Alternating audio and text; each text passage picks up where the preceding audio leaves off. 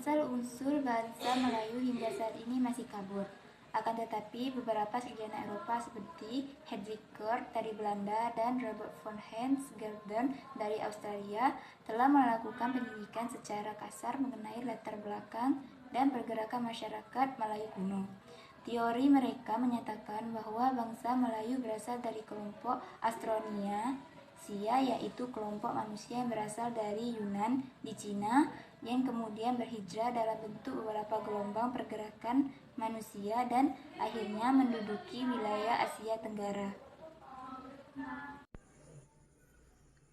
Kehadiran Islam telah mampu memberi warna dalam kehidupan masyarakat Islam yang tentu saja melalui proses akulturasi dan adaptasi antara nilai-nilai Islam dengan kebudayaan lokal.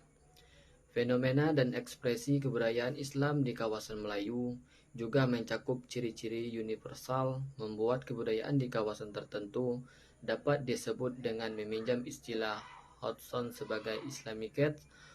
Hodgson merinci lebih jauh tradisi keagamaan Islam dengan segala diversitasnya yang tetap mempertahankan suatu bentuk integralitas, tetapi pada saat yang sama kebudayaan Islam di kawasan manapun juga mempunyai unsur-unsur yang bisa disebut khas bagi kawasan yang bersangkutan. Oleh para pemeluknya maupun para pengamatnya, Islam dipandang sebagai agama sekaligus peradaban. Dari argumentasi filosofi itu, nampak bahwa dalam perspektif Islam, agama terkait erat dengan kebudayaan. Budaya Melayu dahulunya memang menganut agama Hindu dan Buddha. Tetapi setelah agama Islam masuk ke Indonesia, mereka mulai mempercayai adanya agama Islam.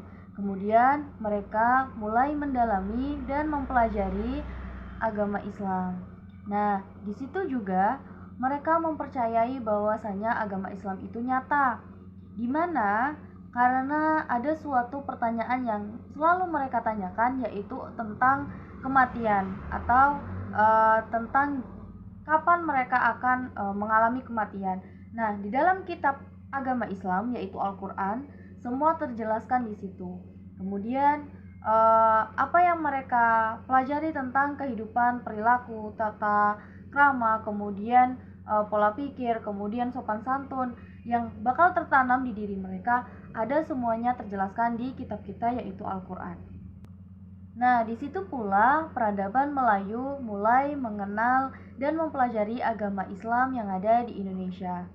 Nah, baik, dari penjelasan tadi, kami mempunyai tanggapan tentang sejarah awal penyebaran Islam di Arab, yaitu Arab atau yang saat ini dikenal sebagai Arab Saudi adalah suatu negara di wilayah timur yang menjadi pusat agama Islam karena bangunan Ka'bah yang merupakan bangunan suci umat Islam terletak di negara ini. Islam memiliki sejarah yang panjang, terutama diawali oleh lahirnya Nabi Muhammad. Islam memang diajarkan oleh Nabi Muhammad yang lahir dan tinggal di Arab, akan tetapi Islam tidak lahir di daerah Arab. Islam adalah agama yang dibawa sejak Nabi Adam dan disempurnakan oleh Nabi Muhammad.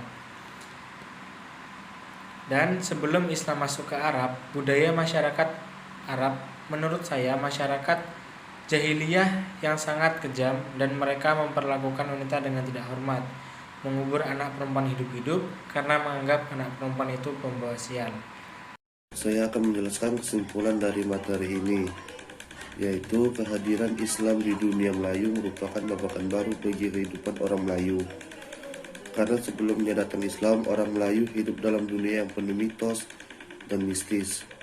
Islam hadir dengan membawa konsep-konsep dan nilai baru yang menggeser nilai-nilai yang berbau mistis ke arah pemikiran yang rasional.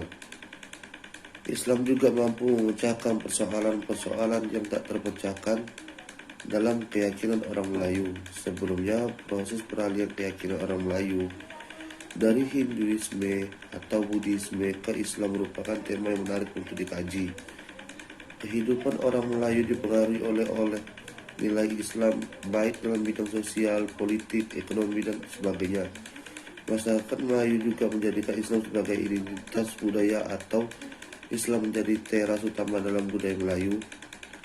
Jadi Melayu identik dengan Islam hanya berada pada tingkat wujud ideal daripada kebudayaan dan belum sampai pada peringkat wujud perilaku daripada kebudayaan. Dengan demikian perlu